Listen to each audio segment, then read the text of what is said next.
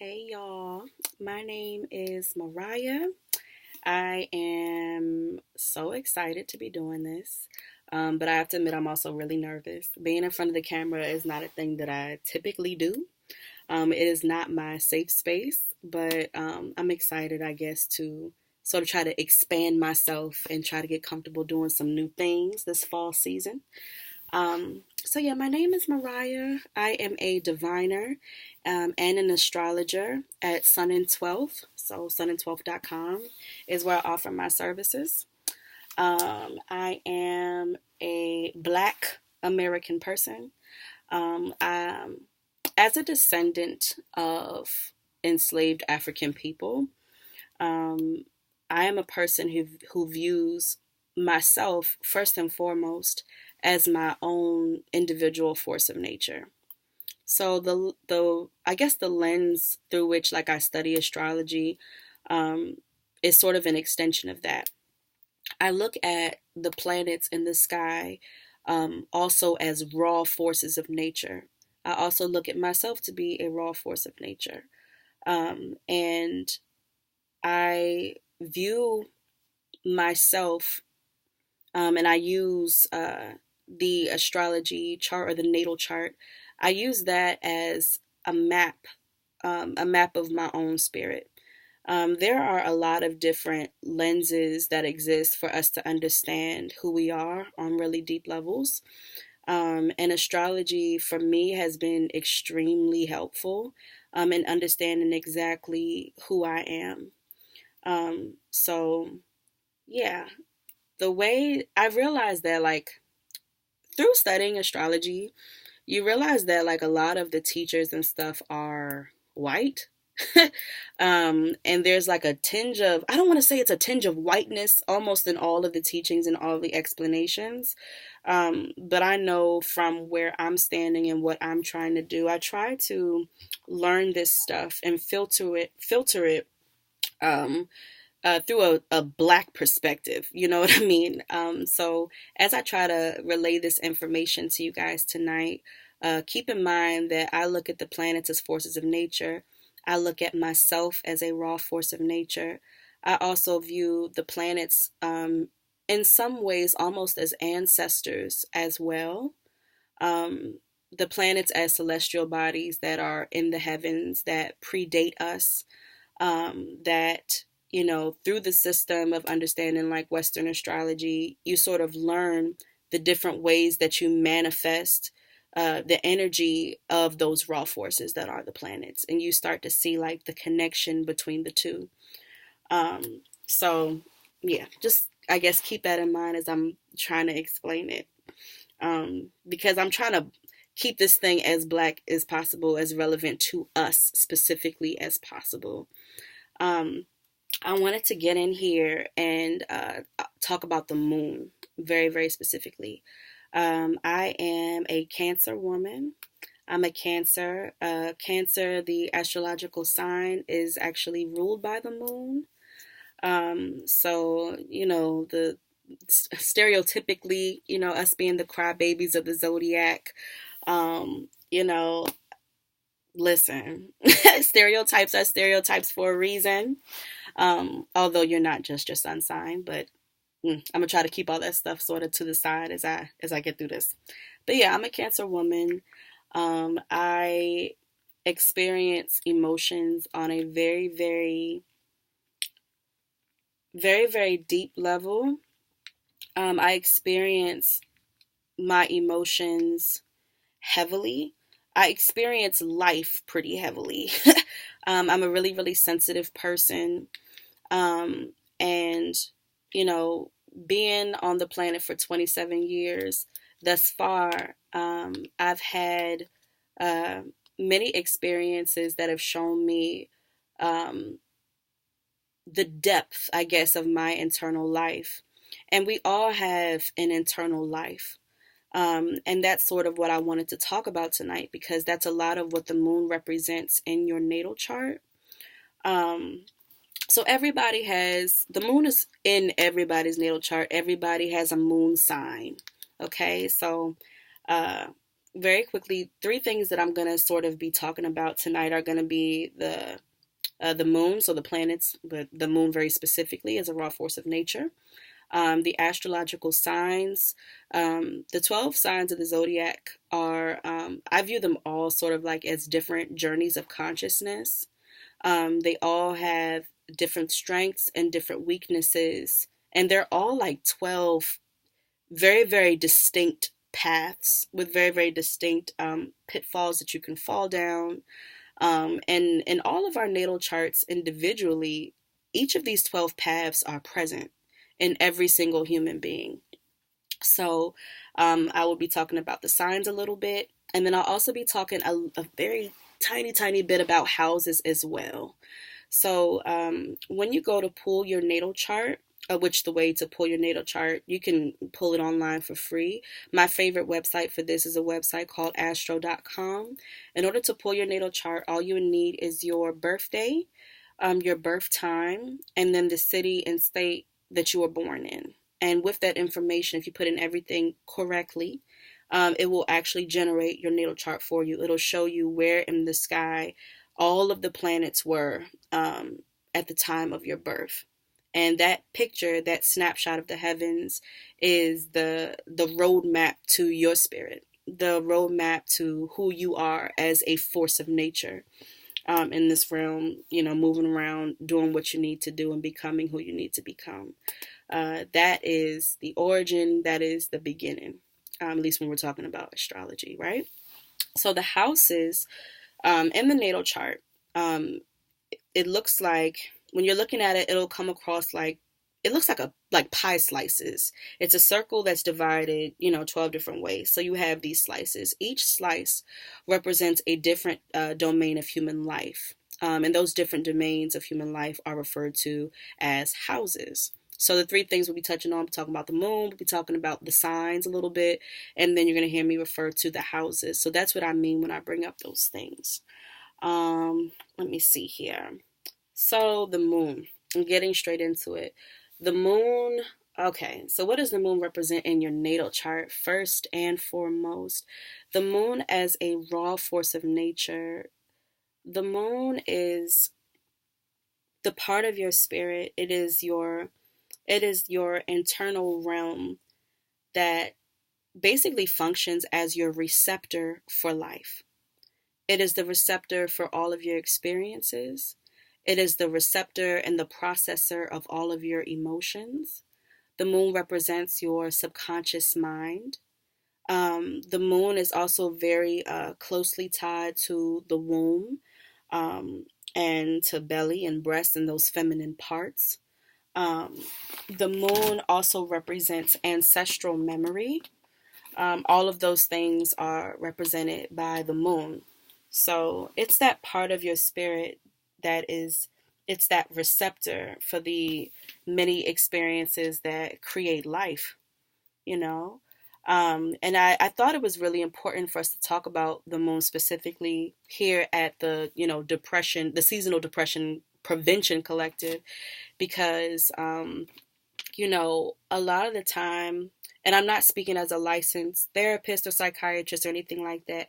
I am just a black hoodoo astrologer speaking. So I'm only speaking from my perspective and my experiences thus far.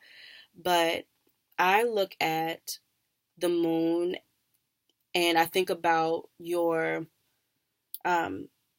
just the temperament of your internal life. When that gets out of balance and when that gets out of whack, it is very, very easy to fall into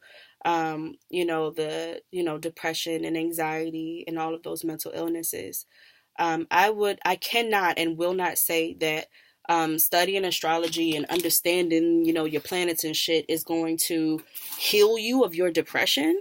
Please definitely go to therapy and get divinations and, do the prescriptions that come with the divinations, you know what I mean, to really fight those things, and take the medication that you need if you find that you need medication to work through the different mental illnesses that sometimes we all can find ourselves falling victim to.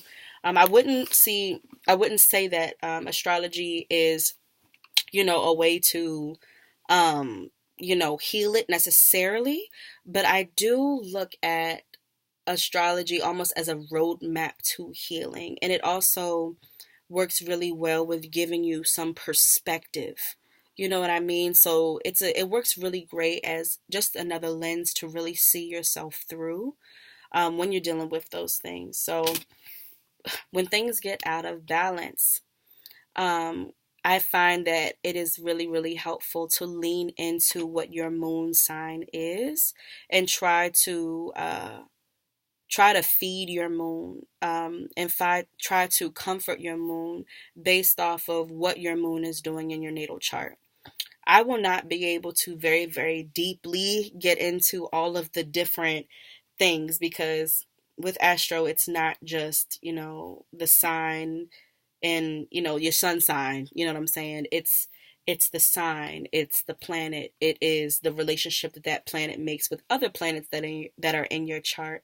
And then you meld that with life experiences and your environment and generational stuff. It can just be a whole lot, and I'm not able to really get into all of that tonight, but I did want to sort of like give you guys the basics on how to understand your moon, what the moon is doing. Understand your moon, understand the temperament of your internal life.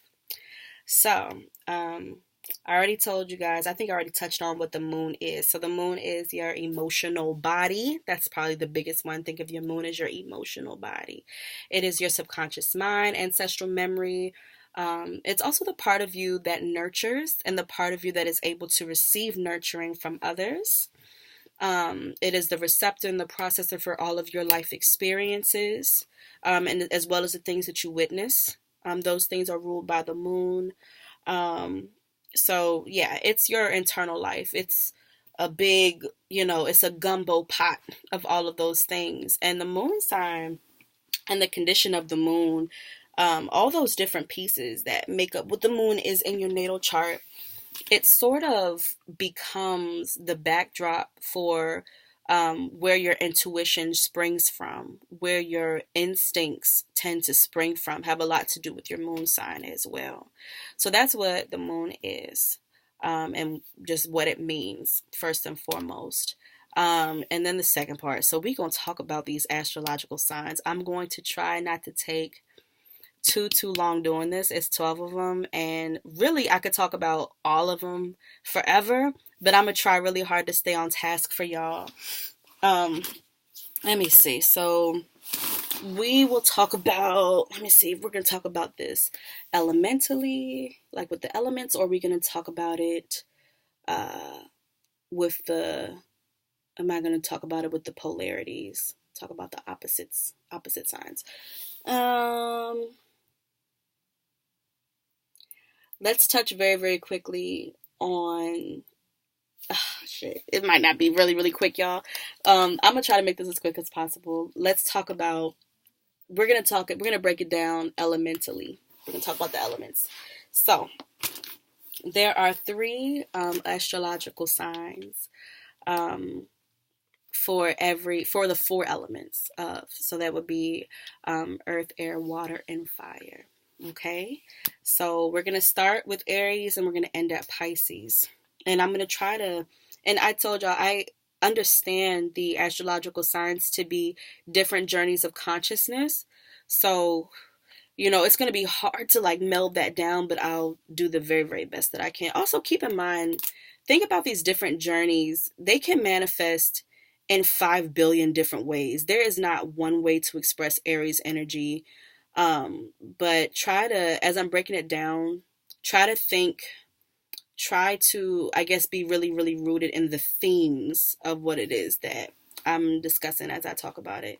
Also, feel free, even though I know I'm doing this pre-recorded, feel free whenever Fashayo, love you Fashayo, whenever she posts this to the group, feel free to leave all of your questions down below.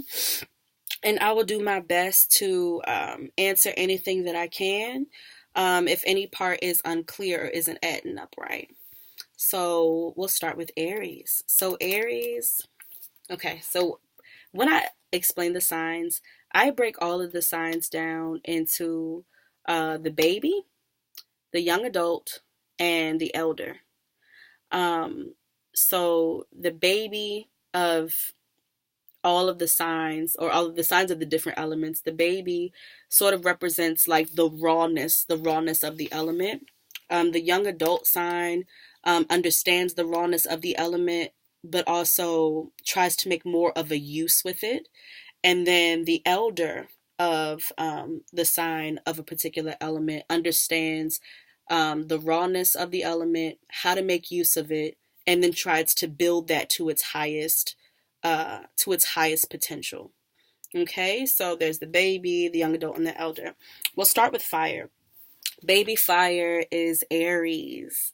So Aries energy, if we're talking about elements, you want to look at Aries energy almost as like a wildfire consuming a forest. You know, Aries energy is the rawness of fire. It is fast moving, it is all consuming, it is rapid, it does not apologize, it is courageous, it is expansive, it is determined. When I think about Aries energy, I think about the energy of audacity. Just the I dare to exist, you know. Um, it's that I am energy, that's what Aries is all about. Um, when I think about Aries, like on a human level, um, Aries, you want to think almost like think of babies. When a baby is hungry in the middle of the night, it doesn't do, oh hey Maya, can you wake me up? I'm ready for my next bottle. The baby says, ah, and doesn't give any fucks. You know what I mean? Aries is that energy of, I'm going to make you uncomfortable. I may just step on your toes. I'm going to do what I need to do in order to survive and in order to thrive, and I'm not sorry. So that's the energy of Aries. It's abrasive, it's extremely strong, um, but it's beautiful and it's pure. It's pure. All of us should be proud to have audacity. All of us, in order to survive, need to have a little bit of audacity. Something inside of us needs to decide, well, not even needs to decide, a part of us automatically by nature decides, I'm going to do what the fuck I need to do to exist.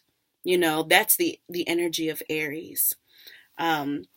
It's when you think about the tarot, the Aries can be likened to, I think that Aries is likened to the fool.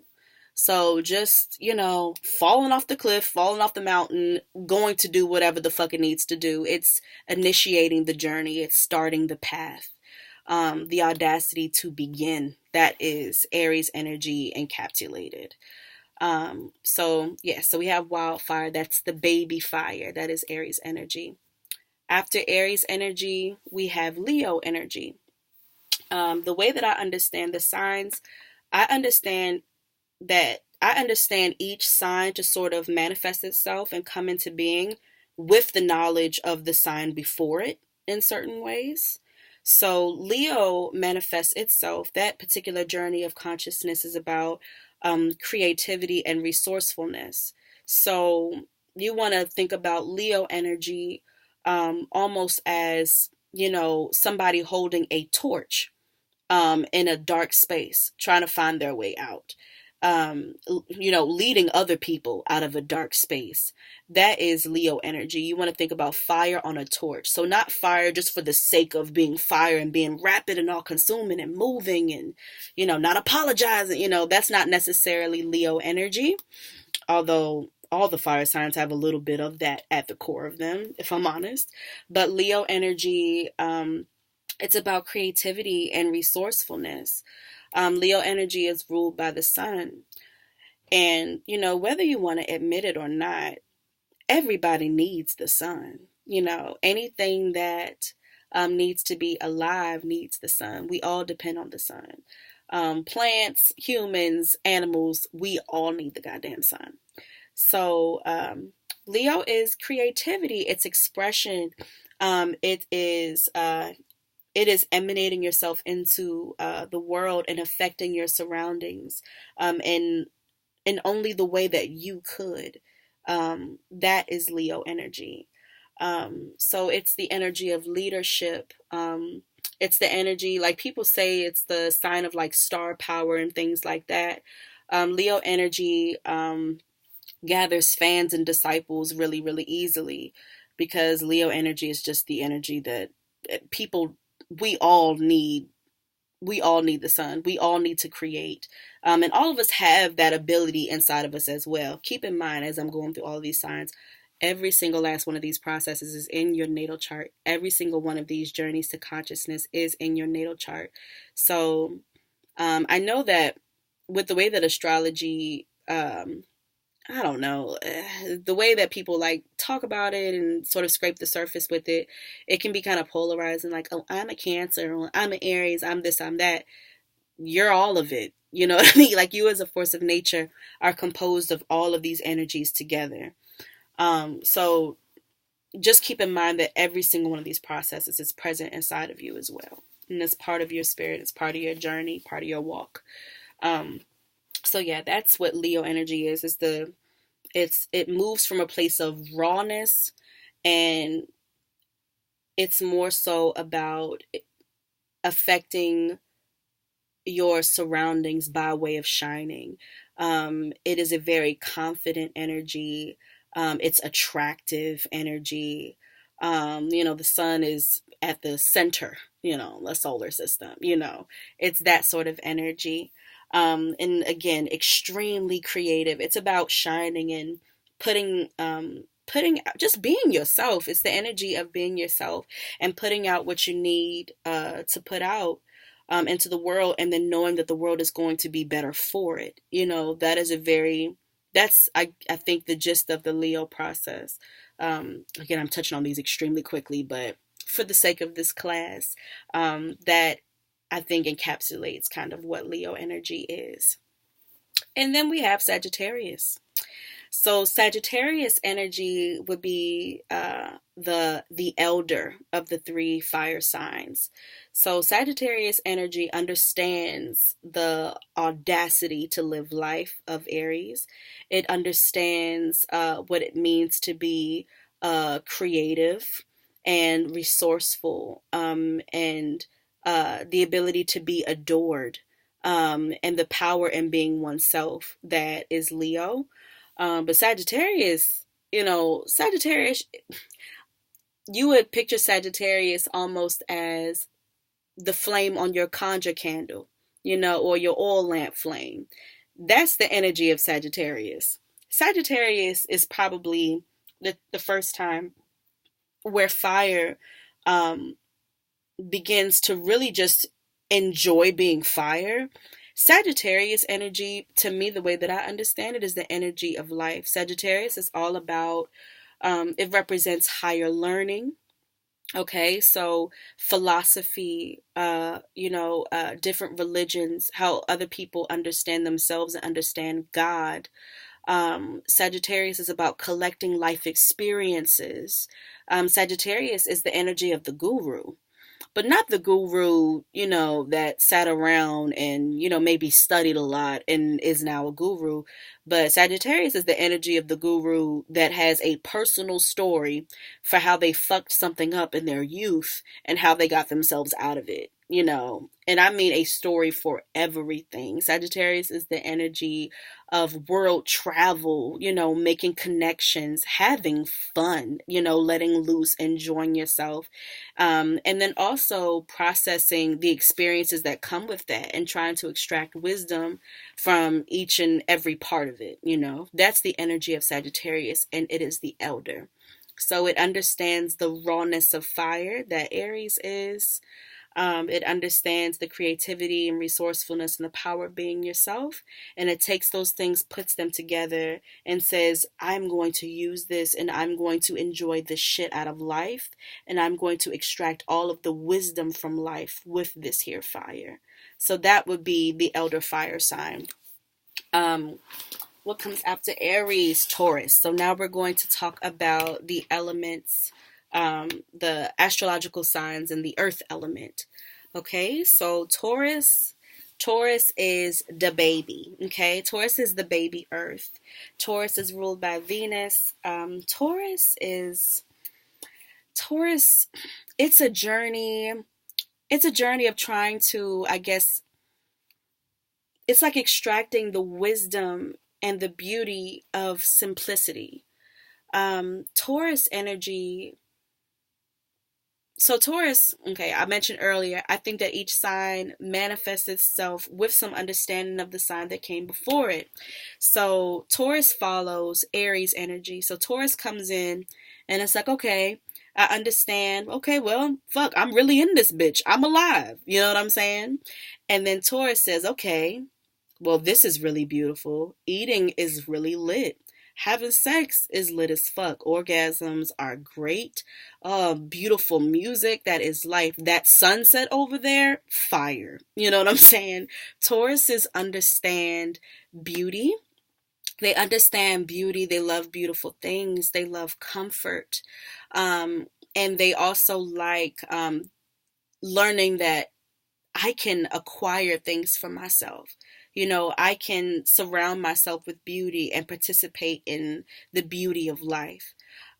Taurus energy, when you think about Taurus and you think about the earth, you want to think about sunsets. You want to think about waterfalls. You want to think about, you minding your business and then you look up at the sky, and you see, maybe it's the evening and you see those purple, blues, and oranges, and you're like, damn, like the creator really went the fuck off in designing all this shit. This is beautiful. The realization of what beauty is, that surrounds you just on a really, really simple level is what Taurus is all about. Taurus is Taurus energy can sometimes be a bit stubborn and into tradition, because I think that Taurus believes that it understands beauty more than any other sign or the majority of the other signs, and I think that that may be partially true in a way because Taurus represents your first experience of beauty, you know? And then also just what it means to be human. So, eating a good meal, having a really, really nice bath, getting a good massage, having your pussy ate just right. You know what I'm saying? Like this is the realm of Taurus. Everything that I mentioned just now is extremely simple. It's not complex. It's not over the top. But there's a richness to it, and a beauty. Taurus is the part of you that is appreciative to have incarnated into this skin, into this space, able to breathe, this particular air. That's the energy of Taurus. So, Taurus is simplicity, um, the wisdom of simplicity, um, the understanding of beauty. Um, I don't know, it's baby Earth. It's just I'm just happy to fucking be here. You know what I mean? And engaging in those human behaviors that enhance our experiences and release the happy hormones in our brains and stuff. That's all Taurus domain. That would be baby Earth. Virgo energy would be the young adult of the Earth signs. Virgo energy understands like, wow, okay, it draws on the Taurus, the baby, the raw expression of Earth, like, oh, things are solid and three dimensional, like we really in this bitch.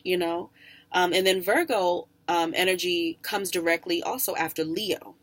So Virgo is like, it's really, really cool that things are existing. It's really, really cool that things are beautiful. It's really cool that you can express and create things, but that doesn't mean anything, if we can't sustain it. So the energy of Virgo is all about sustaining that which has been created and creating rituals and routines that will ensure that the things that are beautiful get to remain as such. That's the energy of Virgo. Virgo energy is extremely hardworking, highly analytical, has a very keen eye and sense to detail. All of those things is Virgo domain. Virgo energy is also um, it's also the sign of rituals and routines. So your desire or ability, everybody's ability to do the same shit, over and over and over again ad nauseum until you get it perfect. Two really awesome Virgo examples that I like to bring up when I talk about Virgo energy are Michael Jackson and Beyonce Knowles. Those are two artists that were not afraid. When you talk to the people who work with them, it's, they were always the first person at practice and the last person to go home. Extremely keen to detail. They had a vision in mind and they were not afraid, exhaustion aside. Whatever else that happens in my body and my mind, too damn bad because I'm not going until it's perfect. I will not leave until it is perfect. I will not stop until my routine covers all of the bases that it needs to cover so that I can feel confident that I am going to survive, I am going to sustain.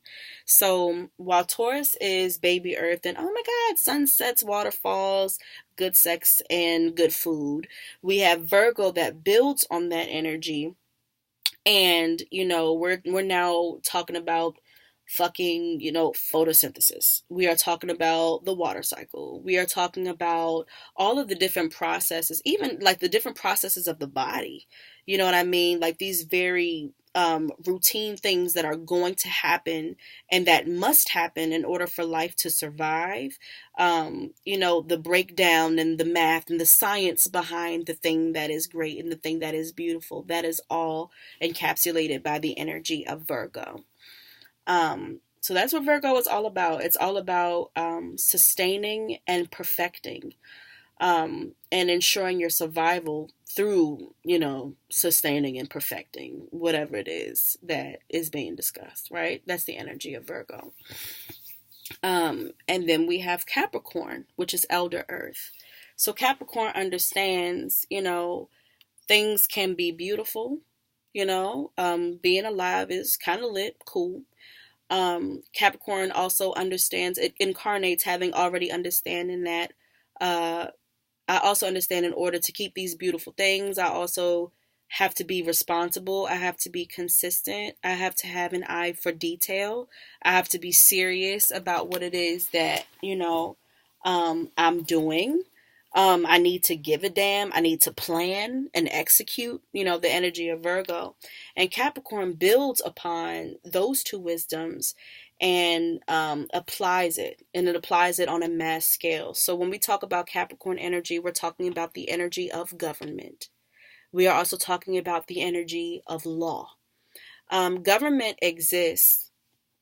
Well, government should exist to create some sort of order so that a collective of people will be able to enjoy being alive and survive, as long as they can. So, it's the structure that you put in place to ensure that people are taken care of and can enjoy being alive, and that, people aren't acting in such a way where they can go extinct, basically. Capricorn energy, aside from being government, law, and law enforcement, it's also the energy of entrepreneurship. And it can also be represented by whatever, I guess, spiritual law is too. Well, that's not necessarily true, but, well, no, actually, yeah, I'm not even going to back up off that. I'm going to stick with it. Capricorn energy is the energy of whatever the dominant spiritual system in a society is. So in the West, Capricorn energy can be it sort of manifests itself as, the energy of Christianity, because it seems to be, if I'm not mistaken, the dominant religious system here in the Americas. So it's just like, this is what we believe, this is what we're doing. Anything else is weird and awkward, even though, I mean, we black folks, we black spiritualists, we already know better. but just for the sake of the conversation and understanding that journey and consciousness, just keep that in mind that Capricorn can manifest itself in that way as well. So entrepreneurship, big businesses, um, all of those things can also be attributed to Capricorn energy. So, it builds on that beauty and personal responsibilities and builds these grand structures that everybody can benefit from, or by design, everybody's supposed to be able to benefit from. The sign of Capricorn it's not necessarily sexy and flashy. It's not always a sign that's very focused on fun. It's more so focused on duty and responsibility. Because if somebody is not concerned with the collective of people staying alive, then people wouldn't stay alive. Like it's energy, it's Capricorn energy that sort of cements us in that. So we have the baby Taurus, the rawness of earth, the beauty and the joy of being human, being connected to your senses, to your instincts, um, to your sensuality. We have Taurus, then we have Virgo, which understands Taurus and also follows Leo. And it's the energy of, okay, well, how do I sustain? How do I sustain in the best way that I can?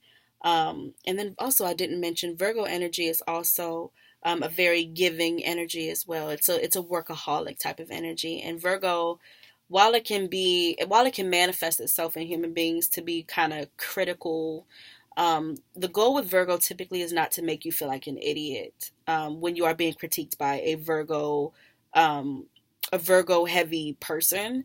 It's not to make you feel dumb. It's normally to make you better.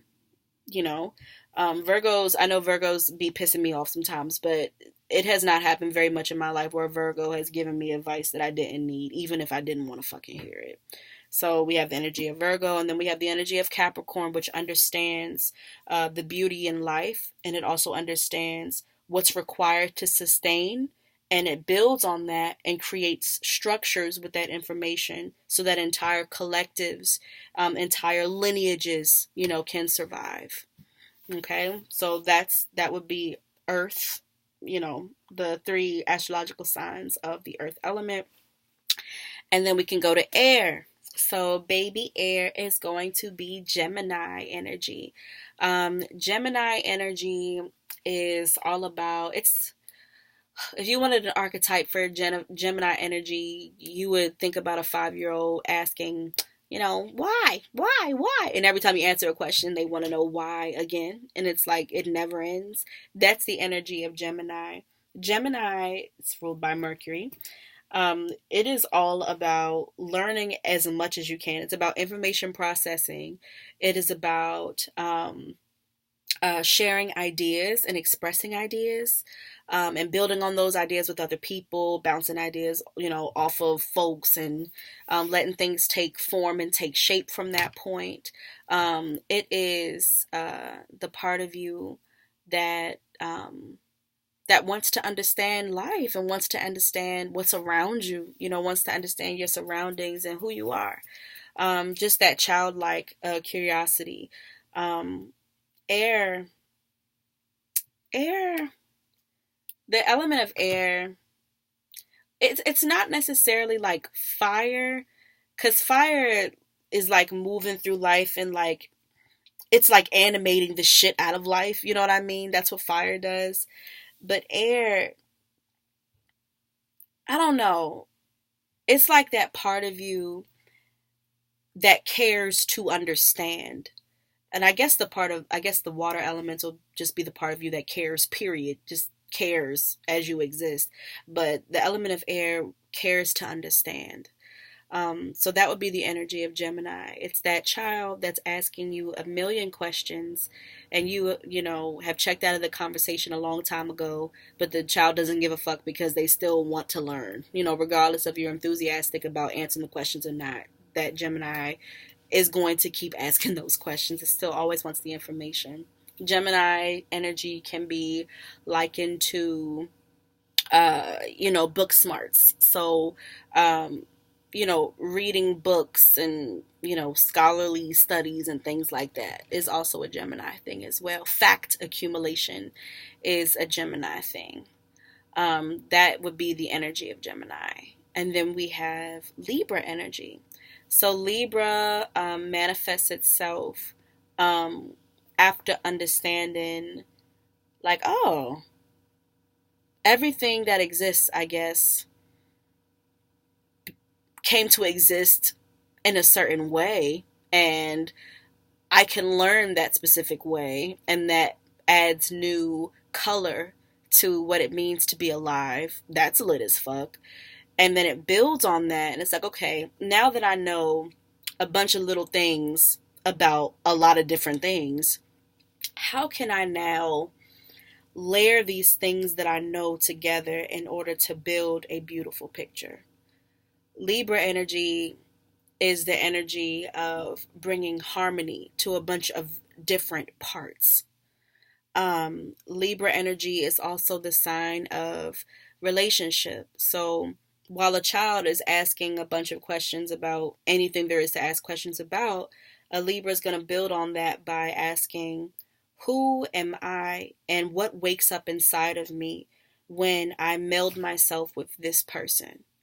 You know what I'm saying? So it's the part of you um, that unfolds as you enter different relationships, as you enter different contracts. As you find yourself in long-term relationships, marriages, and friendships. It's watching what your energy does when you dance with certain people, when you sit next to different people, when you sing with certain people. You know what I mean? What different people wake up inside of you. That is the energy of Libra.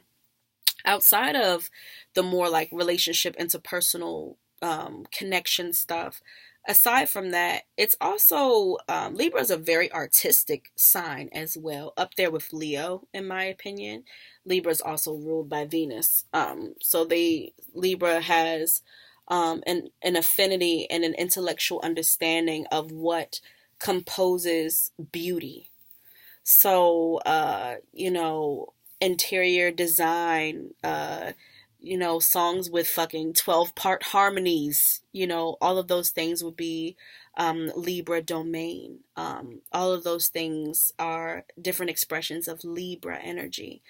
It is harmony bringing, it is balance. It's represented by the scales, the intelligence of balance, and the intelligence of peacemaking is what Libra is all about. Libra learns the most about itself in contrast with the other, whatever the other and whoever the other may be. So that's the energy of Libra. That's the young adult air. After we have the Gemini child, which is the curiosity for any damn thing, and then we go to the young adult Libra, which takes that information and builds on it. Like, now I know a lot about a lot of separate things, but now I have embarked on that journey of getting to know myself and other people when I meld myself to them and watch what changes and what happens. What can I learn then? Aquarius energy builds on the knowledge of both Gemini and Libra. And then Aquarius is all about judging for what I've learned about the world and what I've learned about people, Libra, and harmony and peace bringing. Aquarius does something very similar to what Capricorn does. But while Capricorn is concerned with bringing order, Aquarius is concerned with bringing liberation to societies of people. So, Aquarius energy is the energy of rebellion. Aquarius's opposite would actually be Leo energy. Leo energy, you can see Leo as the king, the royalty, the thing everybody is attracted to and has no problem following. Aquarius, is the opposite, and Aquarius typically is the energy that wants to overthrow the king when the king is fucking up. Aquarius is the energy that interrupts the status quo and whatever the mainstream society is doing, thinking, wearing. Aquarius doesn't give a fuck about any of that. Aquarius is all about individualism and not conforming. Aquarius is also huge on humanitarianism, um, and it's about freedom, liberation, and being yourself with all of your little quirks and weird things about you amplified and included and embraced. Leo as Aquarius is opposite is more about like saving face a little bit and creating and expressing, but mostly creating for the self, which creating for the self is divine. I don't mean to say that to make it sound selfish or anything like that. We absolutely should create for ourselves and honor ourselves and love ourselves. Leo, teaches all of those lessons, but Aquarius is about um, creating liberation, freedom, challenging the status quo, and it's like they almost create, and we're talking about air, so thought patterns that break the invisible chains on you and allow you to move and be a bit more authentic. That would be the energy of Aquarius. It is rebellion, it is freedom fighting, it is deeply concerned with the neighbor and ensuring that everybody has what it is they need. And believing everybody should have access to what they need. All of those things would be the Aquarius domain. So Aquarius, as the elder air sign, capitalizes on what it's learned about life through Gemini, what it's learned about people through Libra, and melds those two things together to um, sort of facilitate everybody uh, moving intelligently in how they go about bringing uh, beauty to the world, and beauty to their relationships, and beauty to structures that don't really give a fuck that much about beauty. Like structures like governments and things like that. Like, yeah, you have to keep order, but you also owe us. Like um, you owe us our humanness. You should give a fuck about our state of being, and the laws and the order creators need to be concerned with the people. Aquarius is the sign of the people. Aquarius is very, very, very highly intellectual energy. We're talking about elder air here, and air is the exchanging of messages. It is um, your voice. It is your left brain functions. All of those things will be ruled by air. So that would be the air element altogether. Yeah, those are three signs of air. And then lastly, we have water. So for the water signs, we have baby water, which would be Cancer. Uh, so Cancer, I'm a Cancer. Um, whew, Cancer's Cancer energy is all about being deeply. So Cancer follows Gemini energy, right? Gemini energy um is the energy like, oh look, I can learn about the world, I can ask these questions, I can get these answers, and it's lit as shit. Cancer energy follows that, and Cancer has a certain intelligence about it too, but Cancer sort of manifests understanding, wow, I could learn about things, but oh my goodness, I can be hurt here. You know what I mean? Cancer is your first experience of your emotions. So, Aries is I exist.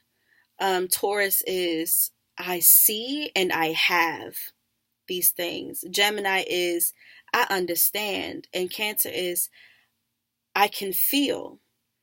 Um, and emotions are a tricky thing because sometimes um, our emotions can be kind to us.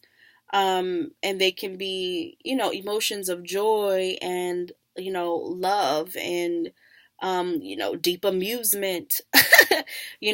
Things like that are wonderful. But when we start getting into emotions like betrayal and jealousy, obsession, things like that, Cancer is all of it. Cancer is the raw energy of water. Water encompasses everything. Water encompasses everything. Water represents spirit. It is the movement of spirit in your life. It is water almost represents God, water is an oracle. Water is a witness. Water I cannot get off on a water tangent tonight because not tonight, y'all. We're not gonna do that. But let me try to stay on task here and not spin out off my hoodoo and juzu shit. Um, so water is your first experience of your emotions and the depth of them. The intelligence of Cancer. Cancer understands not only, that it can be hurt and feel the depth of all of the emotions. Cancer understands that emotions are vessels for messages, messages about yourself, pardon me, messages about your surroundings, messages about your society, messages about things that you need to change, messages about people you need to be around or get away from. Our emotions bring us messages. Our emotions, when they are balanced and when we honor them and lean into them, they are oracles in and of themselves in certain ways. When you're on top of them and aware of them and things like that, they're extremely helpful to our survival. And that's what Cancer energy is all about. Cancer is also the energy of nurturance. So things like empathy and intuition are deeply tied to water. Because Cancer understands deeply um, the depths of pain that a person can go through and experience, with that knowledge, they are very, very, very, very willing, or Cancer energy is very, very willing to nurture whatever it is around, to shelter it, to cultivate it, to allow it to grow, allow things to grow and take form. That is the energy of Cancer. Cancer, the parts represented by Cancer are breasts and belly, womb, right? So these feminine receptors and sustainers of life, these are the raw forces of water manifest on and in human beings. That would be the energy of Cancer. And it follows the energy of Gemini, which is I know.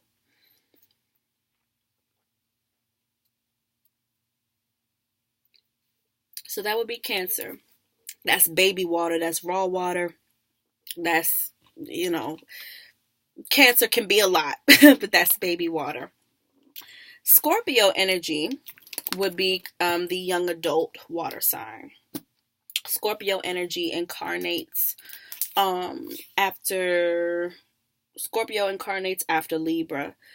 So Scorpio, well, let's also say really quickly, all the water signs are associated heavily with feelings, emotions, and intuition. All the water signs. Um, so Scorpio energy incarnates after Libra, so it understands as it's manifesting that, like, oh shit, uh, things can get real crazy, when you start trying to deal with other people. Things can be really disappointing um, when you really invest your soul and your spirit into trying to create harmony with things that are outside of yourself.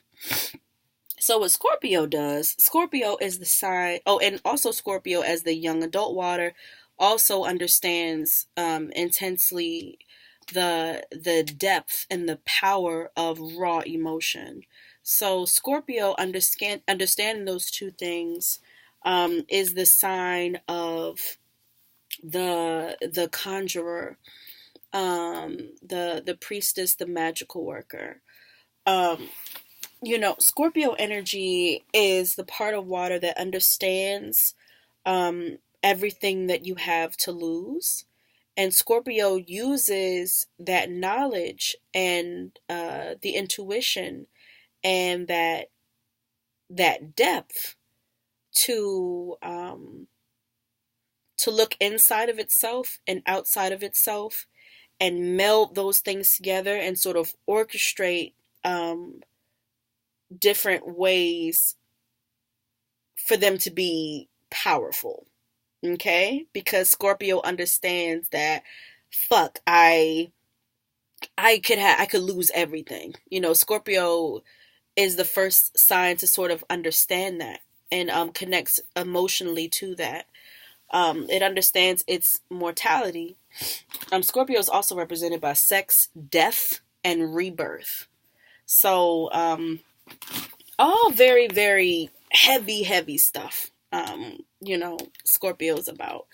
So, Scorpio, as a water sign, uses its knowledge about the rawness of emotions and the depth. And what they do is they're a little bit more, Scorpio energy is a little bit more secretive, it's a little bit more withdrawn, but highly emotionally intelligent, sees everything, and orchestrates situations, and conducts ritual, if you will, to ensure that they always remain in a position of power.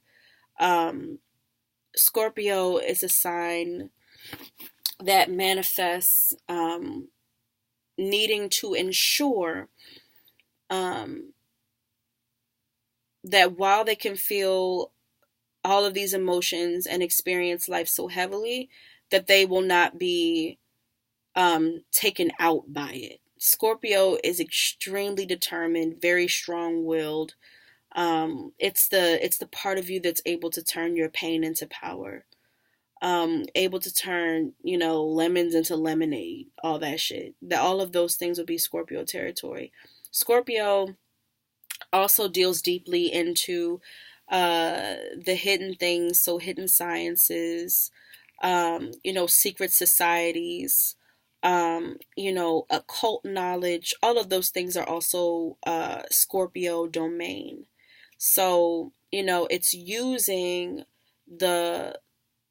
it's using raw emotion, raw intuition, and using that, melding that with personal will and spirit in order to create the things that Scorpio needs in order to feel powerful. And this can look different from person to person, but that's what the process of Scorpio is all about. Um, yeah, so that's that. A very, very important energy, very, very powerful energy. It's the it's the depths of the ocean. It's the parts of the ocean that you cannot see. Those things will be Scorpio domain. After that, we have the elder. We have the elder water sign, which is going to be Pisces. Pisces energy is highly, highly spiritual as well. It understands the rawness of emotions. It understands that you can. It understands that you can use your emotional and spiritual intelligence to create the type of connectedness with the world that you need, and the type of connectedness with your power that you'll need to survive. But Pisces builds on that, and it expands itself into, just um, archetypally speaking, if that's a word, just a big ass ocean of everything. Pisces energy represents the energy of everything that was, everything that is, and everything that will be. It is extremely psychic energy.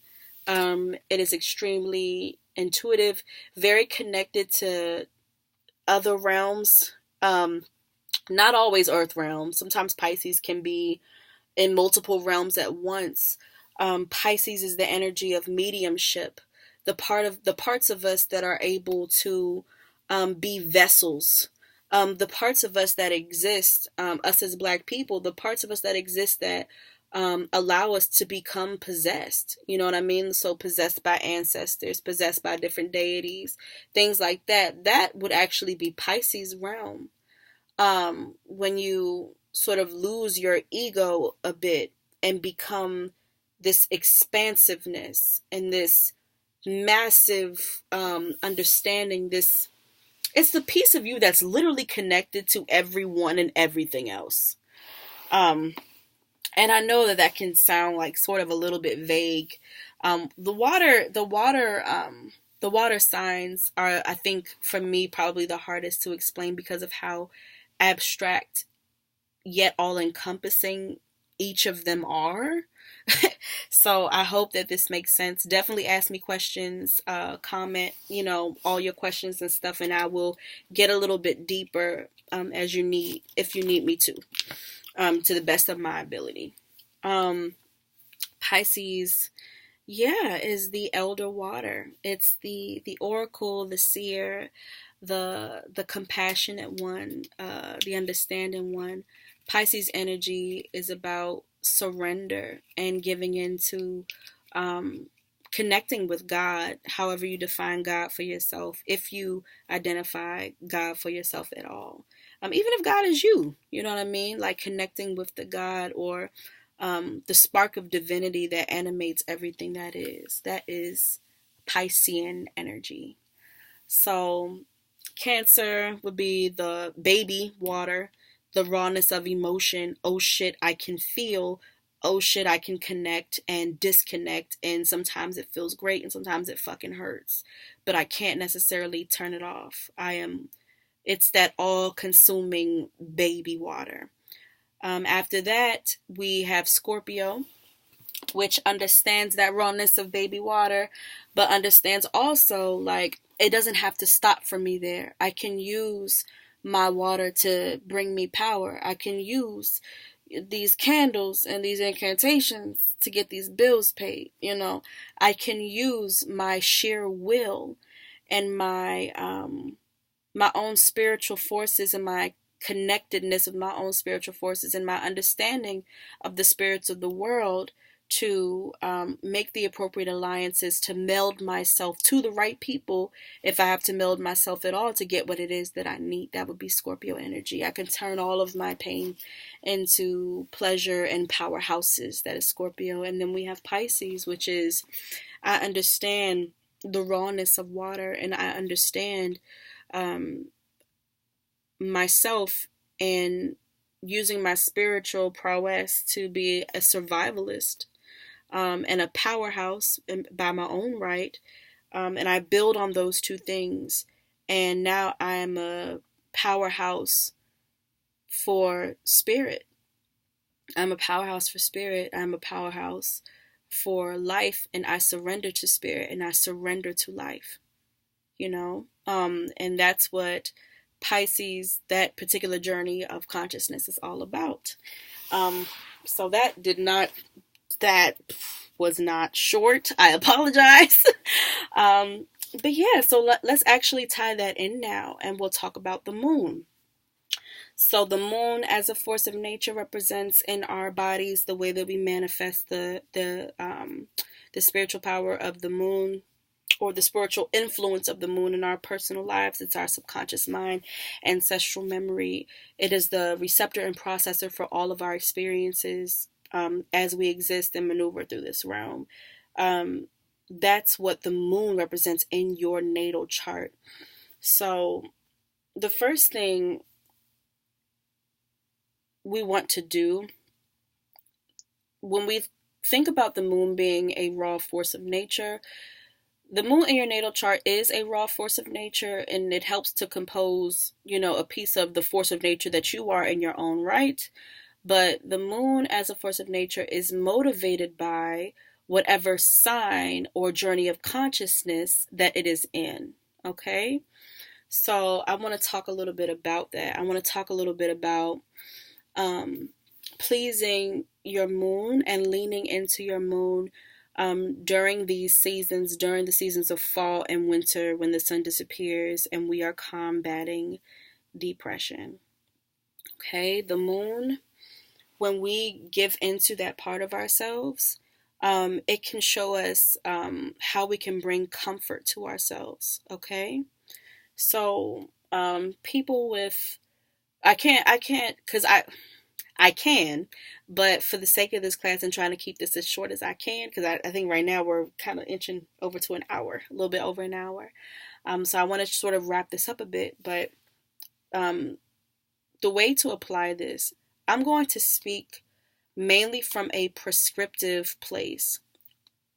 I don't have the time tonight to go over the characteristics and soul urges of every single sign. But I want to just kind of very quickly touch on how to nurture different types of moons. Okay, we'll start with Aries moon. Aries moon people, when you are trying to fend off depression during these seasons, a nice way to feed into uh, your moon being in Aries energy, your natal moon being in Aries, would be to be by the fire. Okay, um, you know, going to where there's a fireplace could be really really nice for a moon and Aries person. Doing things like that are going to help you get through these seasons, like surrounding yourself with fire, being warmed up by the fire when you are cold, keeping candlelight in your room. Things like that could be really really soothing for a moon and Aries person. um, and then also allowing yourself to be angry when anger comes up. I know that, I think the majority of us, if not all of us in here, are women. I know that everybody has their fucking expectations about how a black woman is supposed to act and behave and react, and we're always doing too much or not enough, or being overperformative or underperformative or whatever the fuck. But really honoring your rage and your anger as it comes up as an Aries moon um, will feel like healing, and it will feel like medicine for you, as you are trying to combat depression. Doing those things, honoring your rage, honoring your anger as they come out. Going to the gym, hitting a fucking punching bag. Going to the gym, going for a run. Things to get the blood, get your body moving, and processing as you're actually moving your physical body could be really, really healing for you. So lean into that during this time. Okay, those are just a couple things, and of course, please, list any questions because I'm gonna try to touch on them real quick. It's 12 of them. And then so Moon in Taurus. Okay, Taurus Moon people. Um, in order to stay emotionally balanced, Taurus energy is all about the senses. So doing nice long bubble baths, surrounding yourself with, I can't say, even though it is Earth and you really should be outside, it's gonna be cold as shit. If you're the type of person who likes the cold and you can be in that type of environment, you know, go out for a walk in the snow or something. Um, Surround yourself, with beautiful things. Stimulate all of your senses. If you're gonna be in the house, eat really, really delicious, warm ass fucking soup. Okay, warm yourself from the inside out. Indulge your taste buds. The smells of it.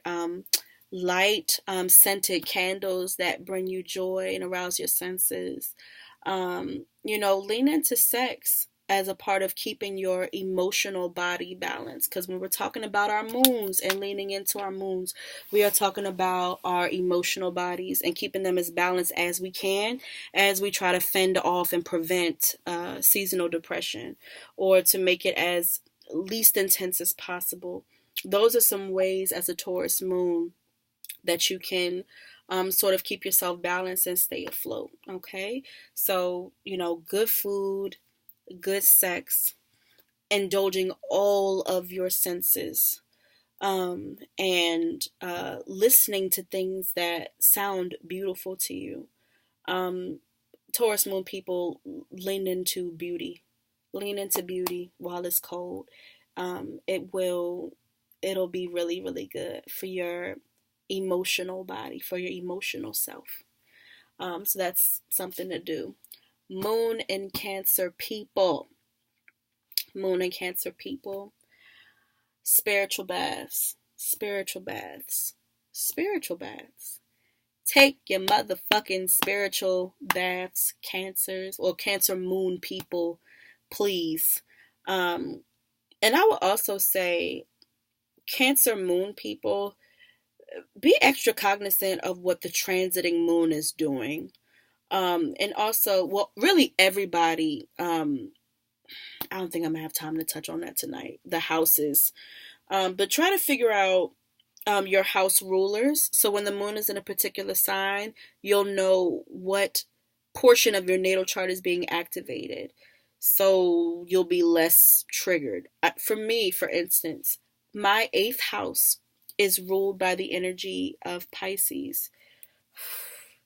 The eighth house in astrology represents the human domain that deals with turning pain into power if you are able to do it successfully.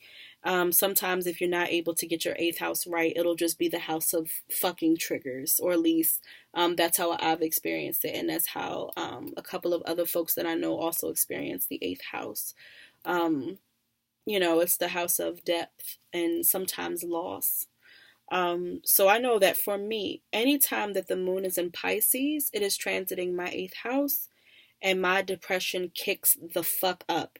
What I do with that information is, for the planner that I have, I wrote out every time that the moon is going to be in Pisces, for the remainder of the year. So when I'm, going down my rabbit holes of depression and, self doubt and feeling stuck and, just debilitated with pain, sometimes I'm able to catch it. Like sometimes I'm able to see it, in my planner and be like, oh shit, the moon's in Pisces. I'm not going to take none of this shit serious for 3 days. Because by 3 days, the moon is going to be in another sign, well, 2.5, days, I'll be out of the energy. So I'll assess what's happening in my life when the moon comes out of my eighth house to ensure that I'm not just tripping just based off of what area in my chart is being transited at that time. Okay. So that's another thing. Ask me any questions about that. I can't get deep into the houses. I wanted to though, but I'm just taking too long. Sorry, y'all. But yeah, ask me and I'll come talk about it if you guys want me to. But yes, so Cancer Moon.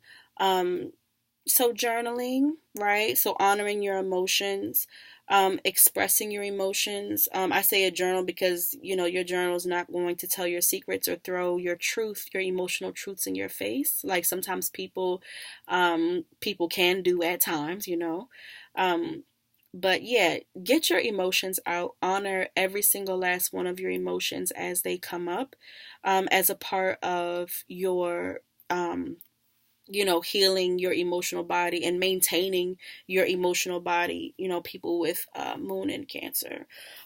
Also, during these dark seasons, now is not a good time to hang out with your frenemies, you know what I'm saying? If you have any at all or whatever.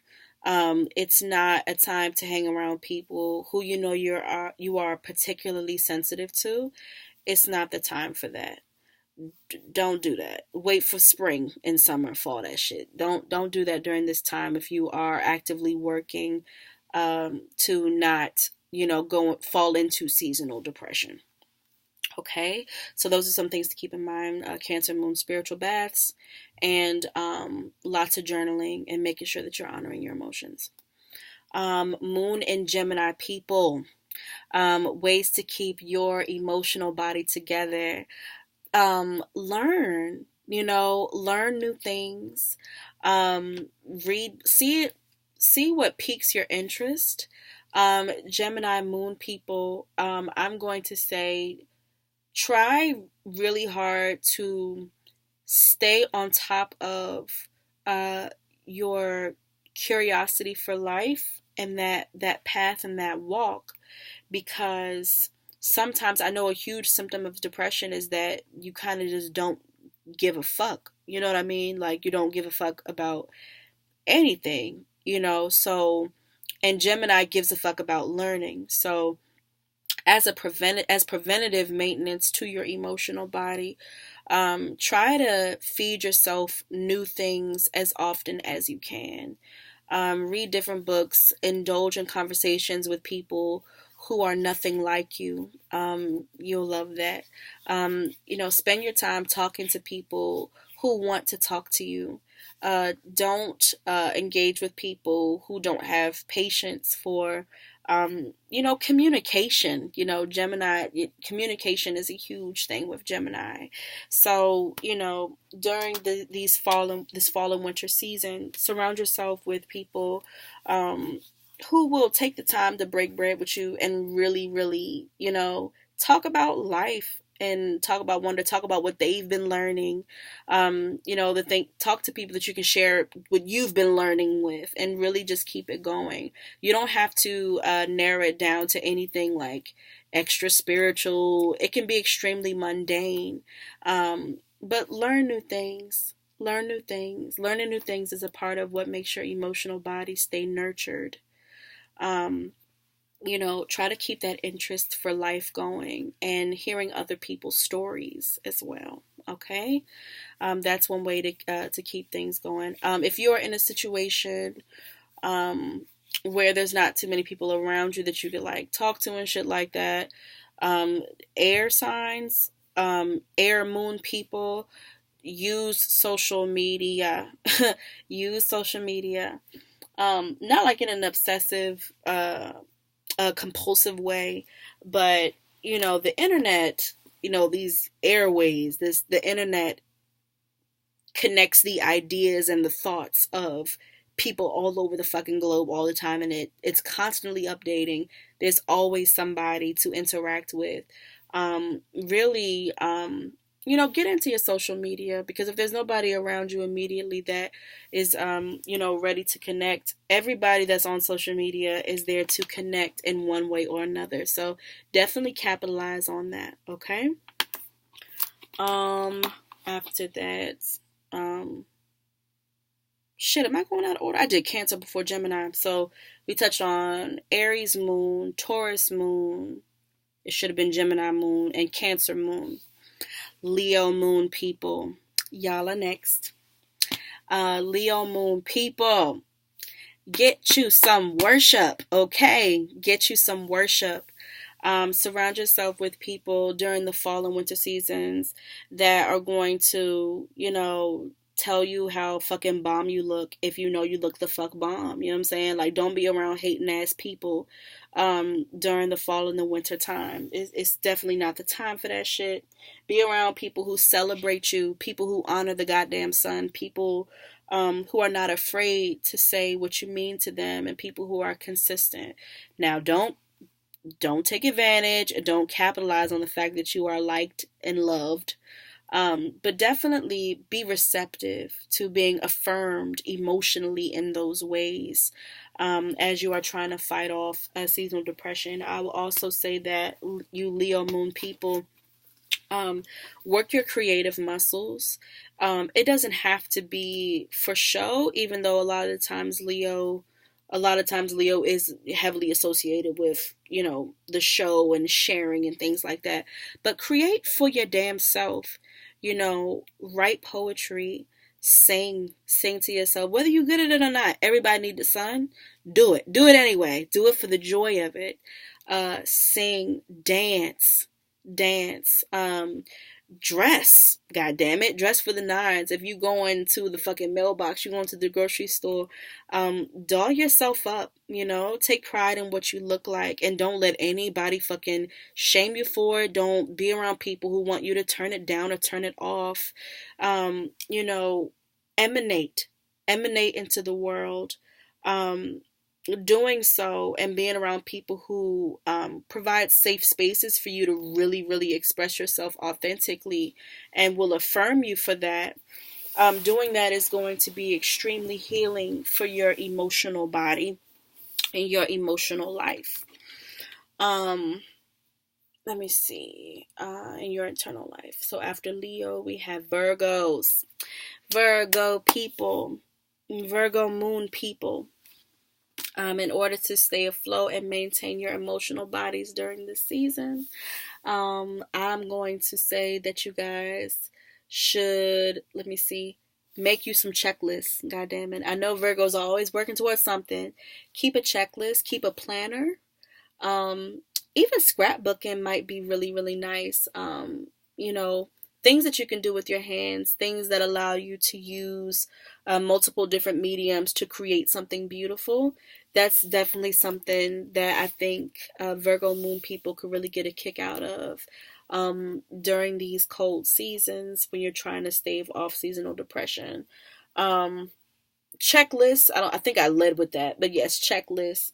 Even if your checklist is, wake up, brush my teeth, have breakfast, go to work, make dinner, go to bed, have a glass of wine. You know what I'm saying? Even if that's your checklist, create your checklist and check it off. Okay? Um, your emotional body is affirmed when you have physical reminders that you are in a routine, that you are on your path, that you are doing what it is that you need to do. Now, during the season while we are trying to stave off like emotional, like depression, seasonal depression, and things like that, I would not suggest trying to, go all out with your goals, because sometimes the downfall of that is that you could put a lot of pressure on yourself. You can put a lot of pressure on yourself, and sometimes that can awaken, um, you know, depression and anxiety and Virgo energy. And that's not what I want for you Virgo moon folks, okay?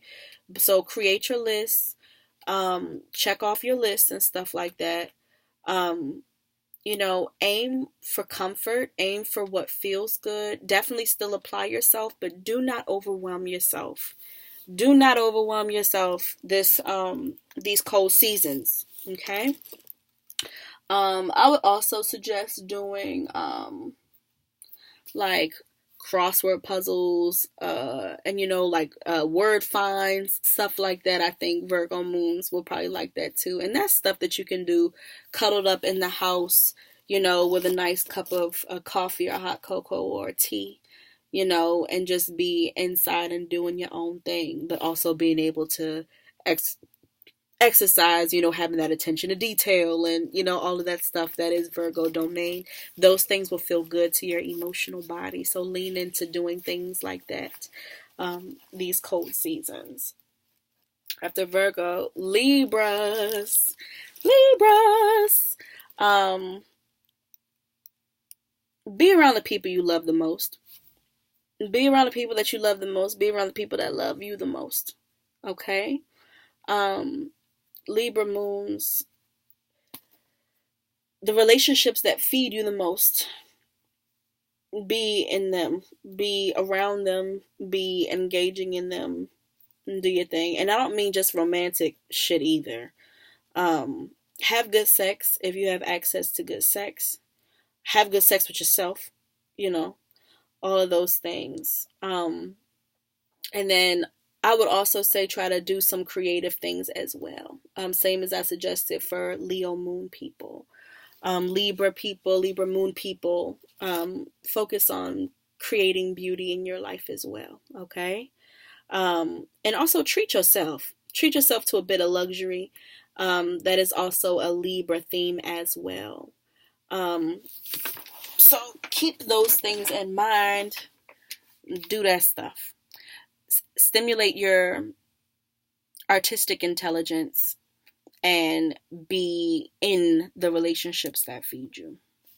Not in ways, not like to your detriment. Don't, and I literally mean relationships that feed you. Like, don't, like, oh, well, these are the relationships I have right now. I don't really get fed by them, but something is better than nothing. That will always and forever be the wrong answer, Libra moon people. Do not do that this cold season. That may catapult you smooth into seasonal depression. And we're trying to really, really not do that this year, y'all. We're trying hard to empower each other and not go that route, okay? After Libra, we have Scorpios. Scorpio moon people, conjure, conjure, conjure, conjure. Write your incantations, take your spiritual baths. Um, you know, burn your petitions. Refresh your altars, keep your altars going. Those of you that have them, um, research the occult, do your divinations, do your tarot. I believe Risha's doing a pendulum class. I'm going to take that fucking class forever. I'm so excited. Um, do all of your stuff, okay? Stay on your conjure practices. Stay in tune with your spiritual powers. Flex your spiritual muscles.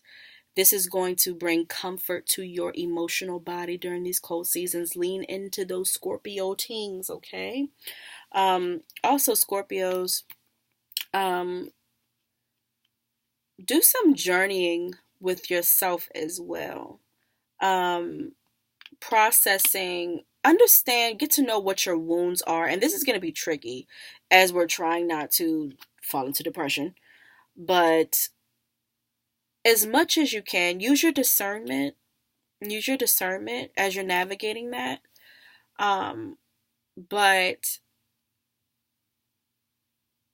try to see where some of those wounds are. Maybe not the deepest wounds of them all, but the wounds that you can stand, trace them to their origins. Because Scorpio moon people, at the origins of your wounds is a bunch of power. Bringing yourself power and giving yourself access to that power is going to nurture your emotional body during these cold seasons. So I'm not heavy on that, just because we're not trying to spin out of, we're not trying to fall down those rabbit holes. But as much as you can, as much as you can handle, while keeping your sanity and, a hint of optimism as we try to get through these cold seasons, okay? After Scorpio, we have Sagittarius, don't we? Yes, we do. Sagittarius people, um, go to all the Christmas parties, go to all the functions, okay? The work functions, holiday themed bar nights, whatever the hell you got going on. Try to get out of the house, but into other warm spaces as much as you can. Doing that, connecting with people, gathering those life experiences is going to feel good to your emotional body. It's going to feel good to lean into that. And that's what we want. We want balanced, healthy, and whole emotional bodies for these cold seasons. So, do some traveling if you can. Um, Connect with others. Um, you know, Try to learning about like different philosophies and things like that. And I don't mean research it, but like actually go to some places where people are practicing things that you don't practice if you have access to such spaces. Ask questions and witness, and you know try to have a goal of having maybe 20, try to have 20 experiences during the fall and winter seasons combined that you never thought you'd have. Make that your goal. That's going to help feed your emotional body. Um, because, again, leaning into the sign of where your moon is going to open you up for nurture. And it's going to um, keep that receptive part of you, the part of you that receives your life experiences, keep it clean, and clear. We don't want it foggy and weighted down and out of whack and imbalance, because then depression and stuff can seep in pretty easily after that. And that's the things that we're trying to prevent by leaning into our moon signs. After Scorpio, who we got after Scorpio? No, we didn't say Scorpio. Who we got after Sagittarius? After Sagittarius, we have Capricorn. My Capricorn moon people, set realistic goals for yourself. Realistic goals for yourself. Not massive, not emotionally taxing, not triggering goals for yourself, but set concrete, moderate, and manageable goals for yourself, and work towards them. work towards them during these cold seasons. Again, emphasis on the nothing too overwhelming, nothing that is triggering. If you have, if money makes you extremely anxious, do not plan on trying to get yourself out of debt by the end of December, okay? We're not leaning into our triggers. Instead, try to focus on building, because Capricorn is all about building. Focus on building a structure for your life that feels good, okay? That feels good, that brings order to what can feel like chaos. Bring some order to your life. But also don't be too hard on yourself. Capricorn is ruled by Saturn, and Saturn energy can be very, it can be kind of, it can be heavy. It can be a little bit self-loathing at times. It can be when when the weight of duty and responsibility are too heavy, sometimes it can skew the way that you see yourself. And that's what I'm saying. Don't set the bar extremely high. Not during the season. We can attack our extremely, rigorous goals come spring, when we have the sun on our goddamn side. Okay? Um let me see. And also Capricorns, Capricorn moon people, um spend accumulate resources, plan ahead for the things that you want to chase after in the springtime. Use this time to reflect and plan and gather your tools and gather your things, and be kind to yourself as you're doing so. Okay. That's for the Capricorn moon people.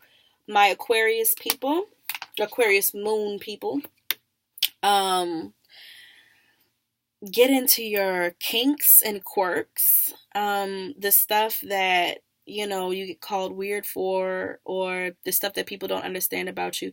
Lean even more heavily into those things. Let your freak flags fly these cold seasons.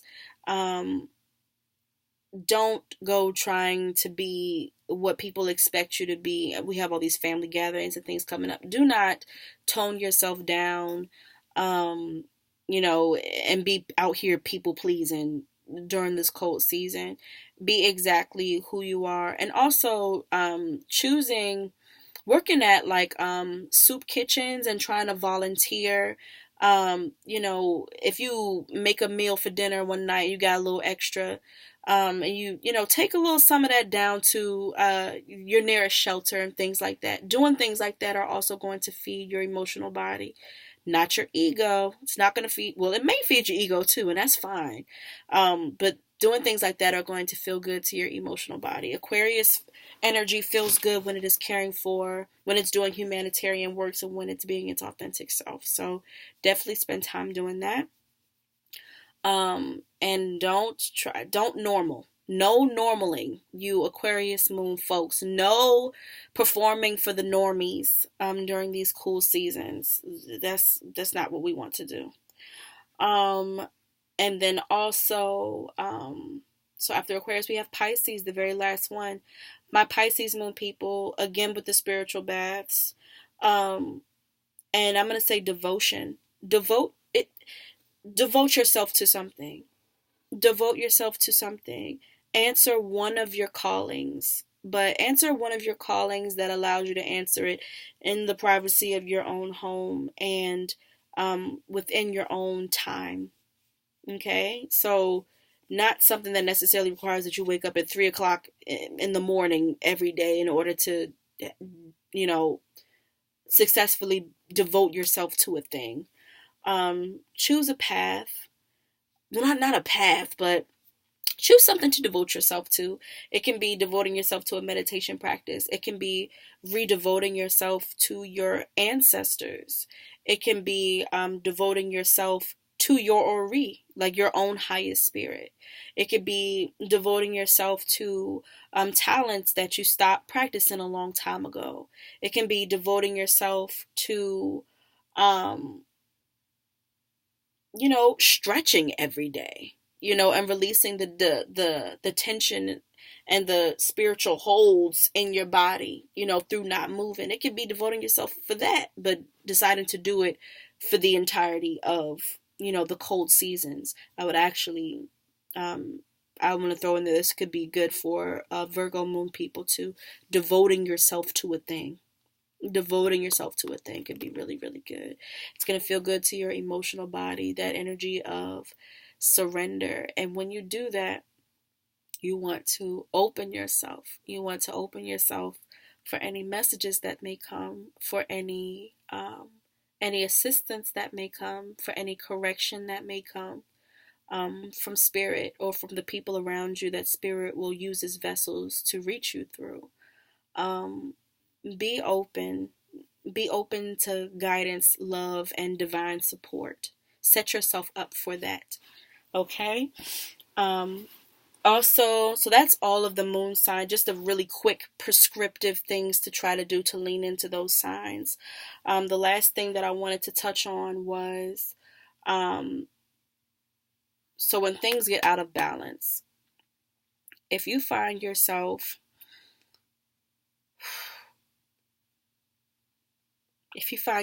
coming up against seasonal depression and seasonal depression begins to win, and you have been trying to feed your moon sign with some of the prescriptions I briefly touched on, and it was cool for a time and now it's not working, or it's like manifesting in not the way that you need it to, another prescription for that will be to try to manifest the positive aspects of the opposite sign to your moon sign. Okay? So, my Aries moon people, centering yourself as a prescription these cold seasons coming up, as a way to prevent or dodge seasonal depression. If you find that that is not working for you, and you find that, going to the gym and processing your emotion and being okay with your rage and your audacity to take up space, if it was lit at first and now it's not working anymore, to remedy that, you want to lead into the opposite sign of Aries, which would be Libra. If you find that your Aries moon is out of balance and depression is starting to kick in, do the complete opposite of that, and that would be to rely on somebody else. To be, not rely on, but collaborate with somebody else. Lean on your one-on-one relationships a little bit more. Allow yourself to be supported by somebody else for a change as part of your prescription. Those things are Libran. Allow somebody else to help bring balance to your emotional temperament. Allow yourself to receive help. You do not have to do it all by yourself. Okay? Taurus moon people, if you done had all the good soup that you could handle, and you've been listening to all the beautiful things, and you've been trying to surround yourself with beauty and enjoy the very simple things of being alive, and it's not working for you, you need to lean into the opposite energy of Taurus, which is going to be Scorpio. Scorpio energy is about, wielding your power to make things happen. Instead of just enjoying being a human, try to take some action and actually do something. If the being human and enjoying the simple pleasures of orgasms and food and all that good stuff isn't working for you, go on to your altar. Try to make that a deeper part of your everyday life, being more into your spiritual life. Taurus is naturally very much about earth realm. It's an earth science, this realm. Go into the other realm. Start speaking more with your ancestors and your other spirit guides. Lean into that as a way to bring that Taurus moon energy into balance. If you find that you're off the deep end of your Taurus moon and leaning into it is no longer working for you, try the opposite, which would be Scorpio, okay? What's after that? With Gemini people, if researching meaningful things and, learning about life, and it was cool in the beginning, but now it's not working anymore, and you find seasonal depression is starting to seep in, normally, and actually as a rule, I'm going to say go ahead and lay down and give in to that depression just a little bit, because sometimes staving it off too soon could just build it up to erupt later on, and that's not what we want. But I want to challenge my Gemini moon people, if doing what I suggested before and leaning into your moon sign begins to not work for you and you find yourself becoming imbalanced, you want to lean into Sagittarius. You want to get out of the house. You want to go to the bar. You want to start going to the parties. You want to, instead of trying to collect facts and data on life, you want to start living. You want to start living. Okay? Try that as your prescription. Okay? My Cancer moon people, if being all in the fields and processing the fields and being proud to have the fields and nurturing yourself and nurturing others, it was lit in the beginning, but now it's starting to feel unbalanced and it's not working anymore, and all these spiritual baths is just blowing you, because now you have emotional feelings about your spiritual bath and how effective it is, and now it's actually fucking up the effectiveness of the bath because of the disposition that you have emotionally towards the bath. You need to do the opposite of Cancer energy, which is going to be Capricorn. You want to focus, instead of what you are feeling, focus on what you can build instead. Get out of your head, get out of your heart, start working with your hands, okay? Start, getting away from the abstract and getting into the 1 + 1 = 2. What immediately can you do right now about your situation to make things better? Okay? Results are going to, or searching for results, and leaning into things like self-discipline instead of self-soothing is going to help bring that Cancer moon into balance. After Cancer, we have Leo. If creating and being dressed to the nines and just flexing on these hoes and being around your friendships and disciples and fans, all that stuff is working for you, but now it's starting to feel empty, gone to the soup kitchen. Make it not be about you for a little while. Focus on other people. Focus on humanity. Focus on what you can do to help. Doing that is going to help bring that Leo moon into balance. Okay? After Leo, we have Virgo. Virgo folks, if making your damn list and checking them off and it's not bringing you any sort of relief, and it doesn't matter how detailed you are, you're being overwhelmed by details now, and you're starting to fall into that depression, that seasonal depression. You want to stop. You want to set all of your lists to the side for a little while, and you want to go into meditation. It could be a moving meditation. Go into prayer. Go into prayer. If you don't know what to say, do a meditation where instead of talking to God or talking to ancestors, that you are listening for God and listening for ancestors. Do that instead. Fuck the details. If it is making you imbalanced to lean into that Virgo moon, lean into the other side, go into the Pisces, go into the things that you do not understand, go into the expansiveness of what it means to be alive, the expansiveness of spirit that you house inside of yourself. Go into that instead. Okay? In order to bring that Virgo moon back to balance. After Virgo, we have, is it Libra? Leo, Virgo, Libra. Yes, I think so. Libra folks, if leaning into, your one-on-one relationships and friendships is no longer working for you, and people are getting on your damn nerve, and no matter what they try to do, it's not enough, and you're second guessing yourself, or you're people pleasing, and you're feeling like you're not enough, or even if none of those things are true and just that heaviness of depression is still seeping in, lean out of doing those relationship based things and being art based, and instead go into that Aries. Okay, so worry about only yourself, center yourself. You are the most important right now. Not your relationships, not that collaborative shit, not creating art. But you are the art. You are what matters. You are the centerpiece on your own table. Have that audacity. Lean into that. Take yourself out on a date by your damn self as a way to bring your emotional body back into balance with that Libra moon, okay? Work with your body. Work with affirmations, specifically I am affirmations could be really, really helpful for that. So after Libra, we have Scorpio.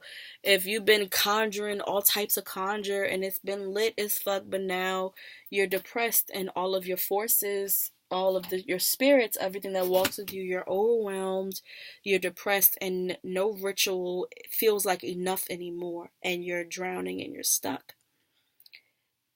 Leave the altars alone for a little while. Tell your ancestors first. Just tell them that you're going to take a little break, give them a nice big offering first, do your due diligence, and then be like, okay, I need to take a step back to take care of myself just for a little bit, but I love y'all and I'll be back, I promise. They'll understand. Divine on it. I don't know your ancestors. Let me not say that. But divine, get their clearance to do so. And after that, lean more into Taurus. Lean into the simplicity of life. Get out of dealing in several realms at one time and just deal with one, deal with earth. Have a good meal, have some good sex, okay? Enjoy being in this body right now, you know? Um, Center that. Center your senses as a way to balance out that Scorpio moon, okay? Um, Beauty sometimes can be power as well. So lean into that. Lean into the beauty, the wisdom of beauty that Taurus holds as a way to balance that Scorpio moon. After Scorpio, we have Sagittarius. If going out and living your best life and you maybe had a couple one night stands and it was lit at first, but now you're just feeling empty and you hate everything, stop it. Don't go out no more for a little bit. Give it a break for a little while and lean into the opposite of Sagittarius energy, which is going to be Gemini. With your Gemini energy, research new things, learn a bunch of useless facts instead of trying to search for the deeper meaning in everything. Allow yourself to be amused and talk about nothing with people that matter to you. Do that instead. You know, get some rest. You know, get some rest. Okay? Recharge before you need to get back to living those grand life experiences that you need to collect for the good of your moon, your emotional body. Leaning into that Gemini, just the curiosity for life is going to be healing for you to bring that Sag moon back into balance.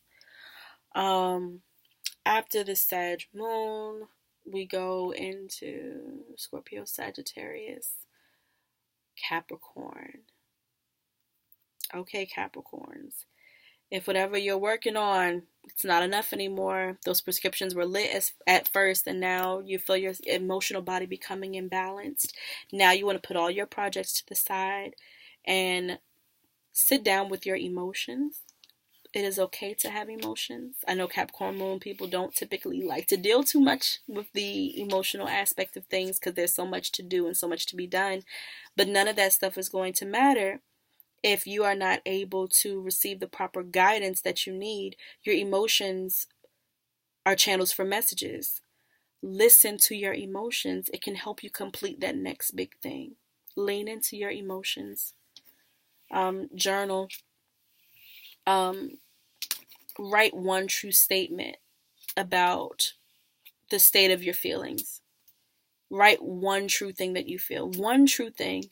After you write one, follow that with another true thing.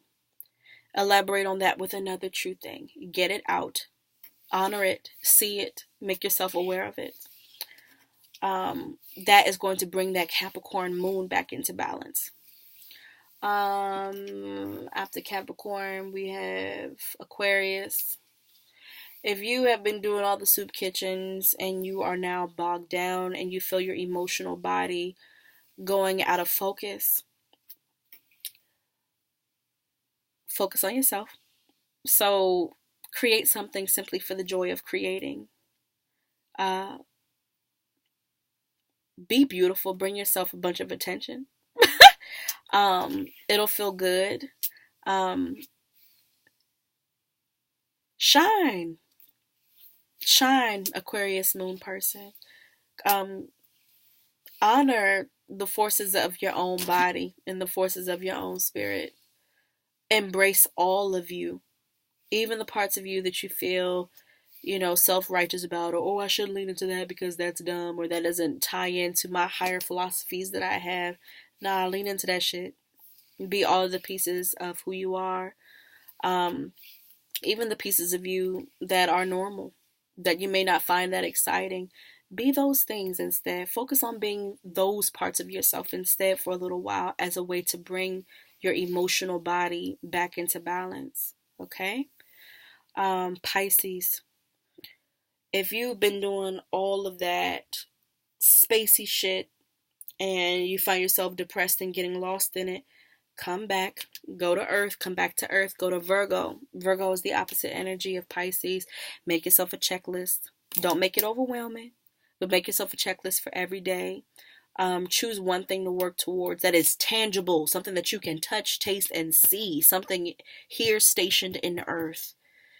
Come out of space for a little while and be in Earth for a little while, okay? As a way to balance out that Pisces moon, okay? Um, So yeah, I think that's actually everything that I want to share outside of the houses, but it's literally pushing 2 hours, so I'm not gonna do that to y'all. But yeah, this has been a little prescriptive snapshot on your moon sign, how to honor your moon sign and feed your moon sign during times where you feel like you're going to be vulnerable to seasonal depression and other types of um, deep pains that can sort of stop you in your tracks if you're not careful. This is how to honor your moon sign. This is understand what your moon requires of you based off of the sign that it's in. And then also how to bring balance when you feel your emotional body getting imbalanced and making you more susceptible to those forces that we just do not want to invite into our space these cold seasons. Okay. I hope this was helpful. um I love all of y'all. I don't know y'all, but I love y'all. Seasonal depression is a bitch. um but we're gonna get through it. We're going to hold each other up. We're going to hold each other accountable. We are going to ensure that one another are all accounted for. We're going to get through it, y'all. We're going to get through it. Um, yeah, thank you for Shayo for facilitating this space. I'm so happy to be here and happy to do my first little, uh, presentation of some kind as Mariah of Sun in 12th. So yeah, for any sort of astrology reading, things like that, you guys can reach me at www.sunin12.com. For natal chart readings and things like that, I will probably create also a coupon code for you guys to use specific for this grouping, this group only. And I will let Fashayo know when I have created it, or I'll just post it in the group or something like that so you guys can have access to it. Wishing peace, blessings, and the ease of life to everybody out there. Okay? We gonna get through this shit. It's gonna be okay. And again, let me know if you have any questions and all that stuff as well. Just comment below and I will try to clock the shit out of this video so I can address all of y'all concerns. Okay, y'all. Good night.